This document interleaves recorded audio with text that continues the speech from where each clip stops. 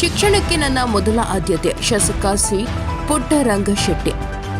ಕ್ಷೇತ್ರದ ಶಿಕ್ಷಣಕ್ಕೆ ಹೆಚ್ಚಿನ ಒತ್ತು ನೀಡುವ ಮೂಲಕ ಶಾಲೆಗಳಿಗೆ ಮೂಲ ಸೌಕರ್ಯಗಳನ್ನು ಒದಗಿಸಲು ಕ್ರಮ ವಹಿಸಲಾಗುವುದು ಎಂದು ಶಾಸಕ ಸಿ ಪುಟ್ಟರಂಗಶೆಟ್ಟಿ ಹೇಳಿದರು. ನಗರದ ಉಪಾರ ಬೀದಿಯಲ್ಲಿರುವ ಸರ್ಕಾರಿ ಮಾದರಿ ಶಾಲೆಯಲ್ಲಿ ಮಕ್ಕಳಿಗೆ ಸ್ವೆಟರ್ ವಿತರಿಸಿ ಮಾತನಾಡಿದರು.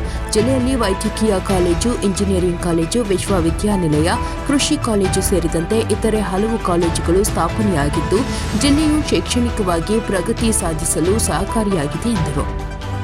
ಕ್ಷೇತ್ರದಲ್ಲಿ ಒಂದು ಪಬ್ಲಿಕ್ ಶಾಲೆ ಇತ್ತು, ಈಗ 3 ಪಬ್ಲಿಕ್ ಶಾಲೆಗಳು ಮಂಜೂರಾಗಿದೆ. ಶಾಲೆಗಳಲ್ಲಿ ಪ್ರಮುಖವಾಗಿ ಕುಡಿಯುವ ನೀರು, ಶೌಚಾಲಯ ಸಮಸ್ಯೆ ಹೆಚ್ಚಾಗಿದೆ. ಅಧಿಕಾರಿಗಳು ಹಾಗೂ ಶಿಕ್ಷಕರ ಸಹಕಾರದಿಂದ ಶಾಲೆಗಳಲ್ಲಿರುವ ಸಮಸ್ಯೆಗಳನ್ನು ಬಗೆಹರಿಸಲಾಗುವುದು. ಹೊಸ ಕಟ್ಟಡ ನಿರ್ಮಾಣಕ್ಕೂ ಕ್ರಮ ವಹಿಸಲಾಗುವುದು ಎಂದರು. ಚಂದಕವಾಡಿ ಶಾಲೆ ಹಾಗೂ ಕಾಲೇಜು ಅಭಿವೃದ್ಧಿಗೆ 2 ಕೋಟಿ ಅನುದಾನ ಬಿಡುಗಡೆಯಾಗಿದ್ದು ಅಲ್ಲಿನ ಕಾಲೇಜು ಉತ್ತಮ ಹೆಸರು ಪಡೆದಿದೆ. ಮಹಿಳೆಯರು ತಮ್ಮ ಮಕ್ಕಳನ್ನು ವಿದ್ಯಾವಂತರನ್ನಾಗಿ ಮಾಡಲು ಮುಂದಾಗಬೇಕು. ಜಿಲ್ಲೆಯ ಇತರೆ ತಾಲೂಕಿನಲ್ಲಿನ ಶಾಲೆಗಳ ಮಕ್ಕಳಿಗೆ ಸಮವಸ್ತ್ರ ವಿತರಿಸಲು ಕ್ರಮ ವಹಿಸಲಾಗುವುದು. ಸಾರ್ವಜನಿಕ ಶಿಕ್ಷಣ ಇಲಾಖೆ ಉಪನಿರ್ದೇಶಕ ರಾಮಚಂದ್ರ ರಾಜೆ ಅರಸ್ ಮಾತನಾಡಿ, ಶಾಸಕರಾದ ಸಿ ಪುಟ್ಟರಂಗಶೆಟ್ಟಿರವರು ಎಂಎಸ್ಐಎಲ್ ಅಧ್ಯಕ್ಷರಾದ ಮೇಲೆ 1ನೇ ತರಗತಿಯಿಂದ 12ನೇ ತರಗತಿಯವರೆಗೂ ಉಚಿತ 56,000 ನೋಟ್ ಪುಸ್ತಕ ವಿತರಿಸಿದ್ದಾರೆ. ಹಾಗಾಗಿ ಶಾಸಕರಿಗೆ ಇಲಾಖೆ ಪರ ಅಭಿನಂದನೆ ಸಲ್ಲಿಸಲಾಗುವುದು ಎಂದರು. ಕಾರ್ಯಕ್ರಮದಲ್ಲಿ ಕ್ಷೇತ್ರ ಶಿಕ್ಷಣಾಧಿಕಾರಿ ಹನುಮಶೆಟ್ಟಿ, ಅಕ್ಷರ ದಾಸೋಹ ಶಿಕ್ಷಣಾಧಿಕಾರಿ ರೇವಣ್ಣ, ಪ್ರಾಥಮಿಕ ಶಾಲಾ ಶಿಕ್ಷಕರ ಸಂಘದ ತಾಲೂಕು ಅಧ್ಯಕ್ಷ ಸಿಕೆ ರಾಮಸ್ವಾಮಿ, ಕಾರ್ಯದರ್ಶಿ ಸುಧಾ, ಜಿಲ್ಲಾ ಪ್ರಧಾನ ಕಾರ್ಯದರ್ಶಿ ಮಹದೇವಸ್ವಾಮಿ, ನಗರಸಭಾ ಸದಸ್ಯ ಬಸವಣ್ಣ, ಕರಿನಂಜನಪುರ ಸ್ವಾಮಿ, ಪ್ರೌಢಶಾಲಾ ಸಹ ಶಿಕ್ಷಕರ ಸಂಘದ ಕಾರ್ಯದರ್ಶಿ ನೇಮಿರಾಜ್, ದೈಹಿಕ ಶಿಕ್ಷಣ ಶಿಕ್ಷಕರ ಸಂಘದ ಅಧ್ಯಕ್ಷ ಜೋಸೆಫ್, ಮುಖ್ಯ ಶಿಕ್ಷಕ ವೆಂಕಟೇಶ್ ನಾಯಕ, ಶಿಕ್ಷಕರಾದ ಪ್ರಕಾಶ್, ಚಿಕ್ಕಬಸವಯ್ಯ ಇತರರು ಹಾಜರಿದ್ದರು. ವರದಿ ಹೋಮ ನಂಜುಂಡನಾಯಕ, ಎನ್ಕೆಎಸ್ ಟಿವಿ4, ಚಾಮರಾಜನಗರ.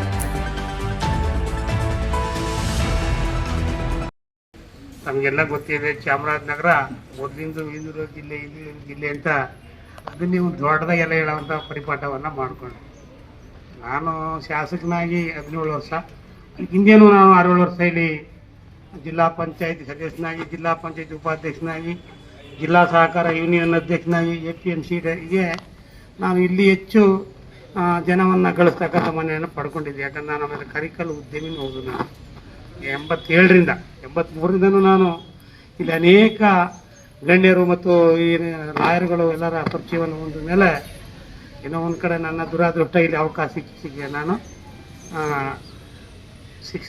ಶಾಸಕರಾಗಿ ನನಗೆ ಗೊತ್ತಿತ್ತು ಈ ಶಿಕ್ಷಣದಿಂದ ಮಹತ್ವ ಏನಿದೆ ಅನ್ನೋದನ್ನು ನಾನು ನನ್ನ ಚಿಕ್ಕಂದಿನ ತಿಳ್ಕೊಂಡಿದ್ದೆ. ಯಾಕಂದ್ರೆ ನಾವು 8 ಜನ ಅಣ್ತಂದಿದ್ರು, ನಾನು ಒಬ್ಬನೇ ಓದ್ದವ, ಇನ್ಯಾರು ಓದೂ ಇಲ್ಲ. ಇಬ್ಬರು ಅಕ್ಕಂಗರಿದ್ರು, ಅವರು ಓದಿಲ್ಲ.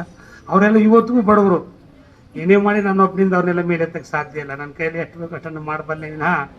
ಹಾಗಂದ್ರೆ ಅವ್ರ ಮಕ್ಕಳನ್ನ ವಿದ್ಯಾವಂತರ ಮಾಡೋಕ್ಕೆ ಎಲ್ಲ ರೀತಿಯ ಪ್ರಯತ್ನಗಳನ್ನ ಮಾಡ್ತೀನಿ. ಹಾಗಾಗಿ ನಾನು ಇಲ್ಲಿ ಬಂದಾಗಲೇ ನಾನು 2008ರಲ್ಲಿ ಶಾಸಕರಾದಂಥ ಕಾಲದಲ್ಲಿ ಯಾವತ್ತು ಆಲಪ್ಪನವರು ಉಸ್ತುವಾರಿ ಆಗಿದ್ದರು.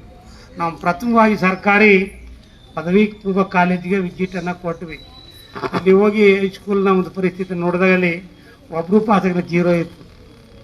ಆಗ ಅವರು ಅಂದರು, ಸೆಟ್ರಿ ಏನು ಮಾಡಬೇಕು ಇಲ್ಲಿ ಪರಿಸ್ಥಿತಿ ಏನ ಸರ್, ನಾವು ಈಗ ತನಕ ಬಂದಿದ್ದೀವಿ, ನಮ್ಮಲ್ಲಿ ಅನೇಕ ಶಿಕ್ಷಣಕ್ಕೆ ಸಂಬಂಧಪಟ್ಟ ಯಾವುದೇ ಇಲಾಖೆಗಳಲ್ಲಿ ಯಾವುದೇ ಶಿಕ್ಷಣ ಸಂಸ್ಥೆಗಳಾಗಿ ಆಗಿಲ್ಲ. ಎಲ್ಲವನ್ನೂ ತರುವಂಥದ್ದಾದರೆ ಇದನ್ನು ನಾವು ಶಿಕ್ಷಣದಲ್ಲಿ ಏನಾದ್ರು ಒಂದು ಸಾಧನೆ ಮಾಡ್ಬೋದು ಅಂತೇಳಿ ಈಗ ಅಲ್ಲಿ ಅದೇ ಸ್ಕೂಲಲ್ಲಿ 70% ಇವತ್ತು ಎಲ್ಲ ತಿರುಗಡೆ ಆಗಿದ್ದಾರೆ. ಮತ್ತು ಜೂನಿಯರ್ ಕಾಲೇಜ್ನಲ್ಲಿ 4 ಜನ ಇಂಜಿನಿಯರ್ಗೆ 2 MBBS ಸೆಲೆಕ್ಟ್ ಆದರು. ಆ ಮಟ್ಟಕ್ಕೆ ಬೆಳೀತು. ಮತ್ತು ಈಗ ನಾನು ಚಾಮರಾಜನಗರದಲ್ಲಿ ಎಲ್ಲವೂ ಇದೆ. ನಾನು ನೋಡಿದೆ ಇಂಜಿನಿಯರಿಂಗ್ ಕಾಲೇಜ್ ಇರ್ತಕ್ಕಂಥ ಕೆಲವೇ ರಾಜ್ಯದಲ್ಲಿ ನಂದು ಒಂದು. ನನಗೆ ಭಾಳ ಸಂತೋಷ ಆಯಿತು. ನಾ ಎಲ್ಲ ಜಿಲ್ಲೆಯಲ್ಲಿ ಎಲ್ಲ ಕಡೆ ಇಂಜಿನಿಯರಿಂಗ್ ಕಾಲೇಜನ್ನು ಇದೇವೆ ಅಂತ ತಿಳ್ಕೊಂಡಿದ್ದೀನಿ, ನಂದು ಒಂದಿದೆಯಲ್ಲ ಅಂತ. ಹಾಗಾಗಿ ಎಲ್ಲ ಶಿಕ್ಷಣ ಸಂಸ್ಥೆಗಳು ಭಾಳ ಈಗ ಇಂಜಿನಿಯರಿಂಗ್ ಕಾಲೇಜು, ಲಾ ಕಾಲೇಜು ಇವಾಗ ಓಪನ್ ಆಗ್ತವೆ. ಮತ್ತು ಕೃಷಿ ವಿಜ್ಞಾನ ಕಾಲೇಜು, ಮಹಿಳಾ ಕಾಲೇಜುಗಳು, ಮತ್ತು MBBA ನಮ್ಮದು ಏನು ಮೆಡಿಕಲ್ ಕಾಲೇಜು ಎಲ್ಲವೂ ಸಾಮಾನ್ಯವಾಗಿ ಏನೇನು ಮಾಡಬೇಕಾಗಿತ್ತು ಎಲ್ಲವನ್ನು ಶಿಕ್ಷಣದಲ್ಲಿ. ಆದರೆ ದುರಾದೃಷ್ಟ ನಮ್ಮಲ್ಲಿ ಮೂಲಭೂತ ಸೌಕರ್ಯಗಳನ್ನು ಕೊಡೋದೇ ಒಂದು ನಮ್ಮದು ಚಾಲೆಂಜ್ ಆಗಿಬಿಟ್ಟಿದೆ. ಯಾವ್ಯಾವ ಕಾಲದಲ್ಲಿ ಬಹುಶಃ 73ಕ್ಕಿಂತ ಹಿಂದೆಯೇ ಕಟ್ಟಿರ್ತಕ್ಕಂಥ ಶಾಲೆಗಳು ಅನೇಕ ನಾವು ಏನೇ ರಿಪೇರಿ ಮಾಡಿದ್ರು ಬಿದ್ದೋಗೋಂಥ ಪರಿಸ್ಥಿತಿ ಇದೆ. ನಾನು ಹೇಳಿದೆ ನಮ್ಮ ಮುಖ್ಯಮಂತ್ರಿಯವ್ರಿಗೆ, ನಾವು ದಯಮಾಡಿ ನೀವು ರಿಪೇರಿ ಕೊಡೋಕ್ಕೆ ಹೋಗ್ಬೇಡಿ, ಕೊಡೋದಕ್ಕೆ ಹೊಸ ಕಟ್ಟಡಗಳು ಕೊಡ್ಬಿಡೋದು ಸರಿ ಅಂತ. ಹಾಗೆ ನಾವು ಅರ್ಧದಲ್ಲಿ ನೋಟ್ಬುಕ್ ಕೊಡ್ತಕ್ಕಂಥ ಕಾರ್ಯಕ್ರಮ ನಾನು ನೋಡಿದಾಗ ಏನು ಮಾಡೋಕ್ಕಾಯ್ತು ಅಂತೇಳಿ 60 ಲಕ್ಷಕ್ಕೆ ಒಂದು ಎಸ್ಟಿಮೇಟ್ ಮಾಡಿ ಒಂದು 3-4 ಕೋಟಿ ಕಟ್ಟೋದು 60 ಲಕ್ಷಕ್ಕೆ ಮಾಡಿದ್ದೀವಿ. 10 ಲಕ್ಷ ಬಂದಿದೆ, ಇನ್ನೂ 50 ಲಕ್ಷ ಈ ವಾರದಲ್ಲಿ ಬರ್ತದೆ. ಅಲ್ಲಿ ಒಂದು ಕಟ್ಟಡನ ಮಾಡ್ತೀವಿ. ಆಟಲು ಒಂದು 20 ಲಕ್ಷ ಮತ್ತು ಶುದ್ಧ ಕುಡಿಯುವ ಘಟಕಗಳನ್ನ ಪದವಿ ಪೂರ್ವ ಕಾಲೇಜುಗಳಿಗೆ, ಮಹಿಳಾ ಕಾಲೇಜಿಗೆಲ್ಲ ಕೊಟ್ಟಿದ್ದೀನಿ.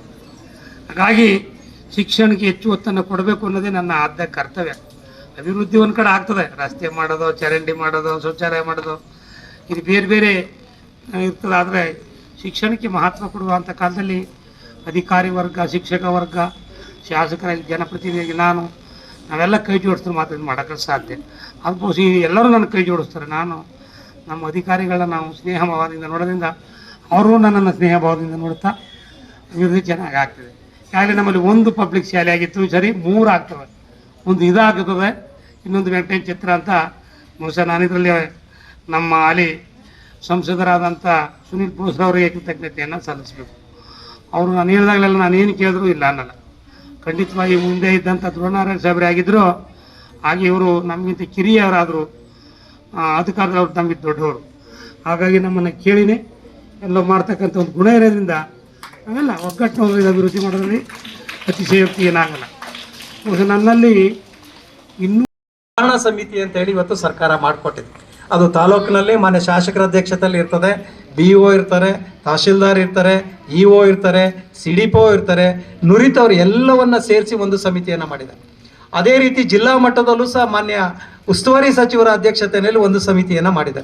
ಇದ್ರ ಉದ್ದೇಶ ಏನಪ್ಪ ಅಂತ ಹೇಳಿದ್ರೆ, ಸರ್ಕಾರಿ ಶಾಲೆಗಳಲ್ಲಿ ಏನೇನು ಅನಾನುಕೂಲತೆಗಳಿದೆ ಅದನ್ನು ಸರಿಪಡಿಸ್ತಕ್ಕಂಥ ಕ್ರಮ ಹೇಗೆ, ನಾವೇನು ಮಾಡಬೇಕು ಅನ್ನೋದಕ್ಕೆ ಸಮಿತಿಯನ್ನು ಹೊಸದಾಗಿ ರಚನೆ ಮಾಡ್ತಕ್ಕಂಥ ಅವಕಾಶವನ್ನು ಈ ಸರ್ಕಾರ ಇವತ್ತು ನಮಗೆ ಕೊಟ್ಟಿದೆ. ಮಾನ್ಯ ಶಾಸಕರ ಗಮನಕ್ಕೂ ಸಹ ನಾವು ತಂದಿದ್ದೀವಿ. ಮುಂದಿನ ದಿನಗಳಲ್ಲಿ ತಾಲೂಕು ಹಂತ ಮತ್ತು ಜಿಲ್ಲಾ ಮಟ್ಟದಲ್ಲಿ ಒಂದು ಕ್ರಿಯಾ ಯೋಜನೆಯನ್ನು ತಯಾರಿಸಿ ಶಿಕ್ಷಣ ಇಲಾಖೆಗೆ ಕೊಟ್ಟು ಅದನ್ನು ಅನುಷ್ಠಾನ ಮಾಡ್ತಕ್ಕಂಥ ಕೆಲಸವನ್ನು ನಾವು ಮಾಡ್ತೀವಿ. ಬಹುಶಃ ಅದರಲ್ಲಿ ಮಂಚೂಣಿನಲ್ಲಿ ನಮ್ಮ ಶಾಸಕರು ಮೊದಲೇ ಅವರು ಆ್ಯಕ್ಷನ್ ಪ್ಲ್ಯಾನ್ ಮಾಡಿ ನಮಗೆ ಕೊಟ್ಟಿದ್ದೇ ಆದರೆ ನಾವು ಅದನ್ನು ಕಳಿಸಿ ರಾಜ್ಯ ಮಟ್ಟದಲ್ಲಿ ಅದನ್ನು ಅಪ್ರೂವಲ್ ಮಾಡಿ ಆ ಕೆಲಸವನ್ನು ಮಾಡಲಿಕ್ಕೆ ನಾವು ಪ್ರಾಮಾಣಿಕವಾಗಿ ಅವ್ರ ಜೊತೆ ಇರ್ತೀವಿ ಅಂತಕ್ಕಂಥ ಮಾತನ್ನು ಹೇಳ್ತಾ, ಬಹುಶಃ ಮುಂದಿನ ದಿನಗಳಲ್ಲಿ ಅವರಿಗೆ ಇನ್ನೂ ಹೆಚ್ಚು ಆರೋಗ್ಯ, ಆಯಸ್ಸು ಮತ್ತು ಒಳ್ಳೆ ಕೆಲಸ ಮಾಡ್ತಕ್ಕಂಥ ಅವಕಾಶಗಳು ಒದಗಿ ಬರಲಿ ಅಂತಕ್ಕಂಥ ಮಾತನ್ನು ಈ ಸಂದರ್ಭದಲ್ಲಿ ಹೇಳ್ತಾ, ಇದೇ ರೀತಿ ಸರ್ಕಾರಿ ಶಾಲೆಗಳಿಗೆ ಹೆಚ್ಚು ಗಮನ ಕೊಡಲಿ, ಅವ್ರು ನಿರಂತರವಾಗಿ ಅಭಿವೃದ್ಧಿ ಆಗ್ತಾ ಇರಲಿ ಅಂತ ಹೇಳ್ತಾ, ತಮ್ಮೆಲ್ಲರ ಪರವಾಗಿ, ವೈಯಕ್ತಿಕವಾಗಿ, ಇಲಾಖೆಯ ಪರವಾಗಿ ಅವರಿಗೆ ನಾನು ಅಭಿನಂದನೆಗಳನ್ನು ಸಲ್ಲಿಸ್ತಾ ನನ್ನ 2 ಮಾತನ್ನು ಮುಗಿಸ್ತಾ ಇದ್ದೀನಿ. ಜೈ ಹಿಂದ್, ಜೈ ಕರ್ನಾಟಕ.